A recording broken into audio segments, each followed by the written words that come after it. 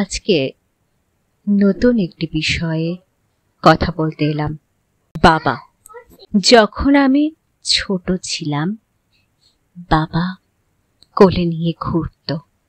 যখন আমি বড় হলাম, ভাবি সেই সব স্মৃতিগুলো কোথা হারালো। বাবা কোলে নিয়ে যখন ঘুরত, তখন বলতো, ও খোকা, একটু ঘুমিয়ে নে না। আমি ছিলাম নাছোড়বান্দা, শুনতাম না তার কথা। এখন যখন বড় হয়েছি, তখন বাবা গেছেন চলে তারাদের দেশে। আর কি ফিরে পাবো তাকে অন্য কোনো বেশে? কণ্ঠে ইন্দ্রাণী পালিত কর্মকার, লেখায় ইন্দ্রনীল পালিত। ধন্যবাদ। এতক্ষণ আপনারা শুনছিলেন ইন্দ্রাণী পালিত কর্মকারের কণ্ঠে বাবা কবিতাটি।